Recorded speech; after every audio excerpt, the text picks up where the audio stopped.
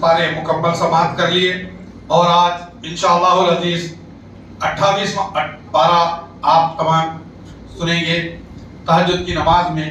اس 28ویں پارے میں سورہ مجادلہ، سورہ حشر، سورہ ممتحنہ، سورہ صف، سورہ جمعہ، سورہ منافقون، سورہ تغابن، سورہ طلاق اور سورہ تحریم، جملہ 9 سورے ہیں اور 137 آیات ہیں۔ یہ چھوٹے چھوٹے سورے ہیں۔ سورہ المجادلہ مدنی سورت ہے جس میں یہ 58واں سورہ ہے جس میں 3 رکوع، 22 آیات اور 472 الفاظ ہیں۔ اللہ تبارک و تعالیٰ نے اس میں ظہار کی حقیقت بیان کی ہے کہ اس عورت کی بات کو سن لیا جائے جو اپنے شوہر کا ایک مسئلہ لے کر نبی اکرم صلی اللہ علیہ وسلم سے شکایت کر رہی تھی کہ اے رسول اللہ صلی اللہ علیہ وسلم، اللہ تعالیٰ اس عورت کی بات کو سن رہا تھا کیونکہ اللہ سننے والا اور دیکھنے والا ہے۔ یہ آیت کریمہ خولہ بن ثعلبہ اور ان کے شوہر اوس بن صامت کے بارے میں نازل ہوئی تھی۔ اوس بن صامت نے غصے میں آ کر ان سے کہا دیا تھا کہ تم مجھ پر میری ماں کی پیٹھ کی مانند ہو۔ ان دونوں ظہار کو طلاق مانا جاتا ہے۔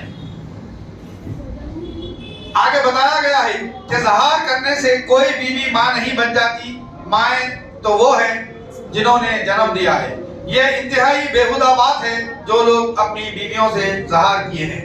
انہیں چاہیے کہ اسے لوٹائیں اور انہیں چھونے سے پہلے ایک غلام کو آزاد کریں۔ اگر استطاعت نہ ہو تو 60 مسکینوں کو کھانا کھلائیں۔ اگر اس کی بھی استطاعت نہ ہو تو 2 ماہ کے مسلسل روزے رکھیں۔ پھر اہل ایمان کو حکم دیا گیا ہے کہ گناہ اور سرکشی اور رسول کی نافرمانی کے کام میں سرگوشیاں نہ کریں۔ ہاں، نیکی اور تقوی کے کاموں میں سرگوشی کرو کیونکہ سرگوشی شیطان کی طرف سے ہوتی ہے تاکہ اہل ایمان کو رنگ پہنچے۔ پھر اہل ایمان کو خطاب کر کے حکم دیا گیا ہے کہ مجلس میں کشادگی پیدا کریں تو اللہ بھی کشادگی پیدا کرے گا، اور اگر تمہیں کہا جائے کہ اٹھ کھڑے ہو جاؤ تو اٹھ کھڑے ہو جاؤ۔ پھر بتایا گیا ہے کہ منافقین کی یہ خواہش ہوتی ہے کہ خامخواہ رسول اللہ صلی اللہ علیہ وسلم سے گفتگو کرنا چاہتے تھے، تو اللہ نے یہ حکم نازل کیا کہ جب تم رسول سے سرگوشی کرنا چاہو تو کچھ نہ کچھ صدقہ کرو، یہ تمہاری پاک بازی کے لیے بہتر ہے۔ اگر تم ڈر کر صدقہ نہیں کرتے تو کوئی بات نہیں، اللہ نے تمہیں معاف کیا۔ نماز پڑھو، زکوٰۃ دو اور اللہ اور اس کے رسول کی اطاعت کرو۔ پھر منافقین کی بری عادت بیان کی گئی ہے جو جھوٹی قسمیں کھاتے تھے اور اپنی ان قسموں کو ڈھال بنا لیتے تھے۔ ان کا مال و اولاد انہیں اللہ نے نہیں بچا سکتا، انہیں اللہ سے نہیں بچا سکتا، یہ جہنم والے ہیں، اس میں وہ ہمیشہ رہیں گے۔ یہ لوگ یہ روز قیامت بھی اسی طرح قسمیں کھائیں گے۔ ان پر شیطان غالب آ چکا ہے، اللہ کے ذکر کو اس نے بلا دیا۔ یہ شیطان کا لشکر ہے، یہ لشکر نقصان ہی اٹھانے والا ہے۔ پھر خبر دی گئی ہے کہ اللہ اور اس کے رسول کی مخالفت کرنے والے ذلیل ہیں۔ پھر خبر دی گئی ہے اللہ اور اس کا رسول ہی غالب آنے والے ہیں۔ اہل ایمان کے مطابق خبر دی جا رہی ہے کہ وہ لوگ جو اللہ پر اور یوم آخرت پر ایمان رکھتے ہیں وہ اللہ اور اس کے رسول کے مخالفین سے محبت نہیں رکھتے، چاہے وہ مخالفین ان کے آباء و اجداد، بھائی اور کوئی رشتہ دار ہی کیوں نہ ہو۔ پھر سورہ الحشر شروع ہوتی ہے۔ یہ مکی صورت ہے، سورہ قرآن پاک کا 59واں سورہ ہے جس میں 3 رکوع، 24 آیات، 447 الفاظ اور 1913 حروف ہیں۔ رب الجلال والاکرام اس سورت کا نام سورہ نذیر بھی ہے کیونکہ یہ سورت یہودی قبیلے بنو نذیر کے بارے میں نازل ہوئی تھی۔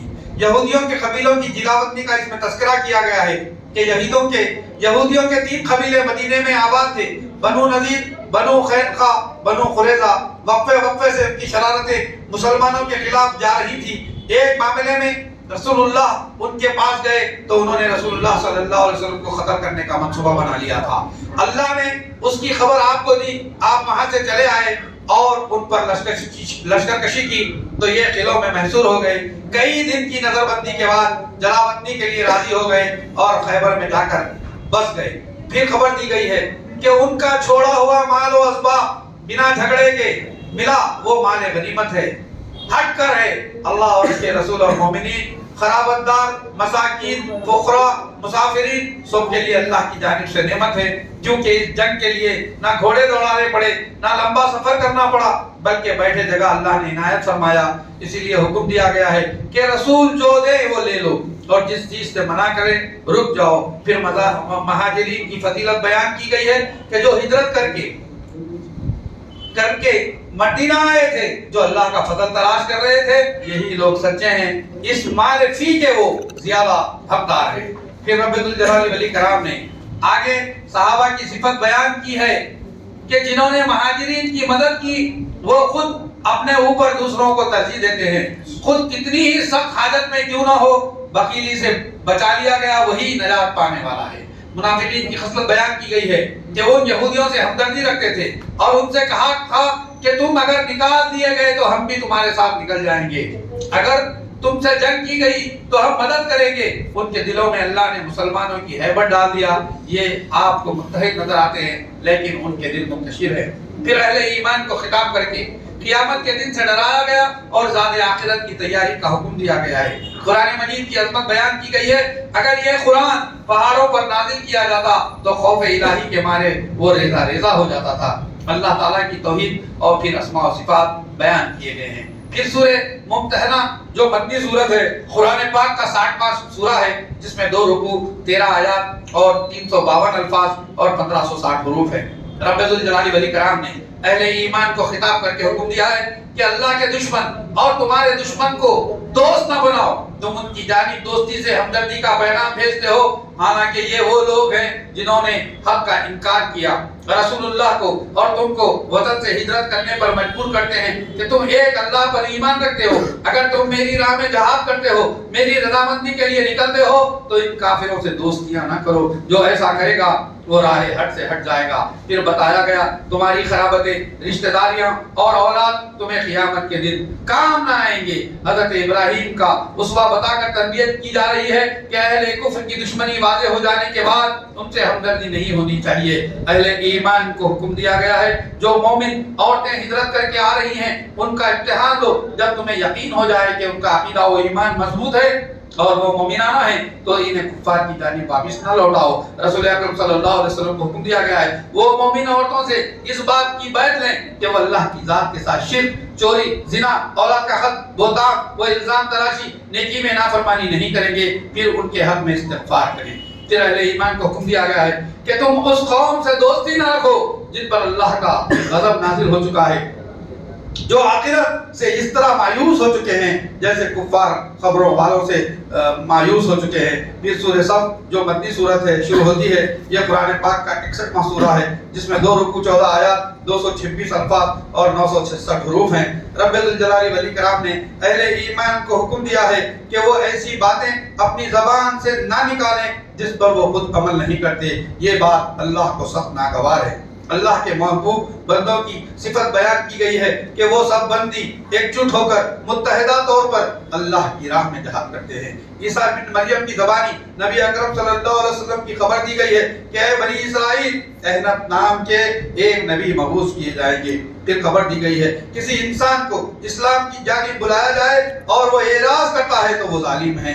کافروں کی بری نیتوں سے آگاہ کیا گیا کہ وہ اللہ کے نور یعنی دین اسلام کو مٹا دینا چاہتے ہیں اور اللہ چاہتا ہے کہ اس نور کو مکمل کر دے، دین اسلام غالب آ جائے اگرچہ کہ کافر کتنا ہی ناپسند کرتے ہوں۔ رسول اکرم صلی اللہ علیہ وسلم کو ہدایت اور دین حق کے ساتھ مبعوث فرمایا، یہ دین سارے ادیان پر غالب آ جائے گا چاہے مشرک کتنا ہی اسے ناپسند کرتے ہوں۔ پھر رب ذوالجلال والاکرام نے آگے ارشاد اہل ایمان کو خبر دی کہ وہ اللہ اور رسول پر کامل ایمان رکھیں، اپنی جان و مال کے ساتھ جہاد فی سبیل اللہ کرے تو اللہ تعالیٰ تمہارے گناہوں کو معاف فرما دے گا اور تمہیں نعمتوں والی جنت میں داخل فرما دے گا اور جنت عدل میں بہترین ٹھکانہ عطا فرمائے گا۔ اہل ایمان کو حکم دیا گیا ہے کہ اللہ کے موامن وہ مددگار بن جائیں۔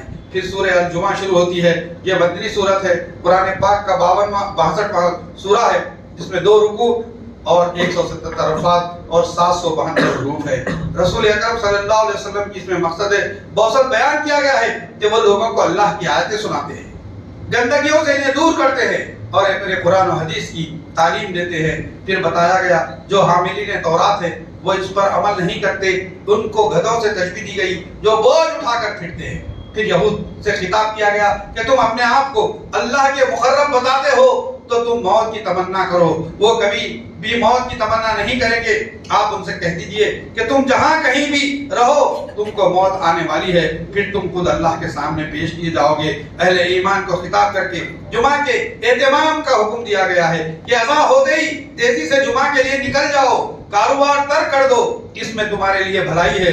جب نماز سے فارغ ہو جاؤ تو روزی تلاش کرنے میں لگ جاؤ۔ اگر جمعہ کے وقت کوئی تجارت یا لہو لعاب دیکھو تو انہیں بھی کہو کہ اللہ کے پاس اس سے زیادہ بہتر ہے، وہی بہتر روزی دینے والا ہے۔